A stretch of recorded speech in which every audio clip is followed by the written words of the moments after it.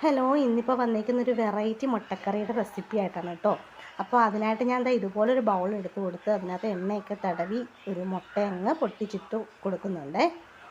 അപ്പോൾ ദാണ്ടെ അതിലേക്ക് ഇനി ഞാൻ കുറച്ച് ചെറുതായിട്ട് അരിഞ്ഞിച്ച സവോള, കുറച്ച് പച്ചമുളക്, കുറച്ച് കുരുമുളക് പൊടി, ആവശ്യത്തിന് ഉപ്പ്, കുറച്ച് ഉപ്പ്, ഇവയൊക്കെ എടുത്ത് വെച്ചിട്ടുണ്ട്.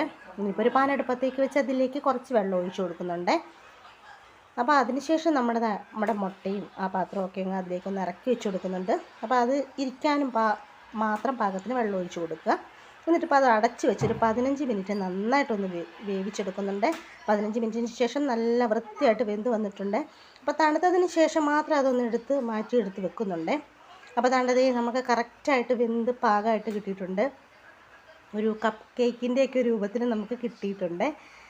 ഇനിയിപ്പം ഒരു പാൻ അടുപ്പത്തേക്ക് വെച്ച് അതിലേക്ക് ആവശ്യത്തിന് ഓയിലാണ് ചേർത്ത് കൊടുക്കുന്നത്. എന്തായാലും കുഴപ്പമില്ല, ചേർത്ത് കൊടുക്കുന്നുണ്ട്.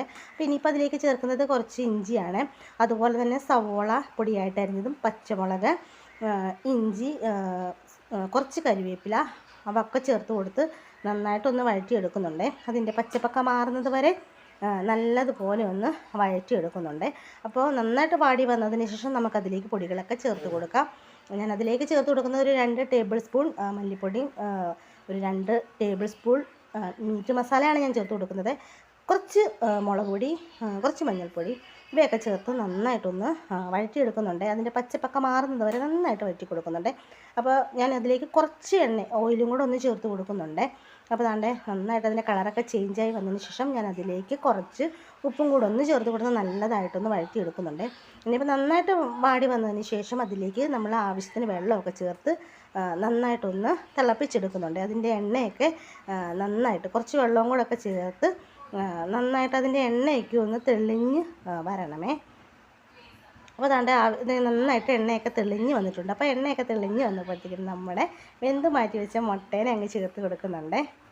അപ്പോൾ നമ്മുടെ സവാളയൊക്കെ നന്നായിട്ട് ഈ സമയം കൊണ്ട് വെന്തിട്ടുണ്ട്. അപ്പോൾ അടിപൊളി ടേസ്റ്റാണ് കേട്ടോ. ഇടയ്ക്ക് ഇങ്ങനെയൊക്കെ ഓരോ വെറൈറ്റി ആകുമ്പോഴത്തേക്കിനും അത് സൂപ്പറായിരിക്കും. അപ്പോൾ ഞാൻ ഈ സമയത്ത് കുറച്ച് ഗരം മസാലയും കൂടെ ഒന്ന് ചേർത്ത് കൊടുക്കുന്നുണ്ട്.